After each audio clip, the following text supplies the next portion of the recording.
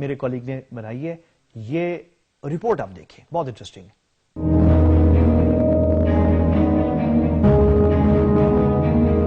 ایک پاکستانی سیاستدان 2 یا 2 سے زائد حلقوں میں بیک وقت الیکشن لڑ سکتا ہے, مگر ایک پاکستانی شہری 2 حلقوں میں ووٹ نہیں ڈال سکتا.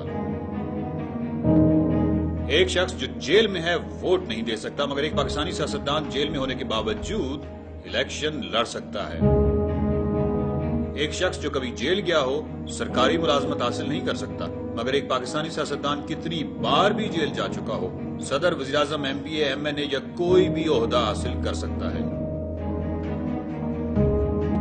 بینک میں ایک معمولی ملازمت کے لیے آپ کا گریجویٹ ہونا لازمی ہے, مگر ایک پاکستانی سیاستدان وزیر خزانہ بن سکتا ہے چاہے وہ انگوٹھا چھاپ ہی کیوں نہ ہو. فوج میں ایک عام سپاہی کی بھرتی کے لیے 10 کلومیٹر کی دوڑ لگانے کے ساتھ ساتھ جسمانی اور دماغی طور پر چست اور درست ہونا بھی ضروری ہے. البتہ ایک پاکستانی سیاستدان اگرچہ ان پڑھ ہی کیوں نہ ہو, وہ وزیر اعظم یا وزیر دفاع بن کر آرمی, نیوی اور ایئر فورس کے سربراہان کا باس بن سکتا ہے.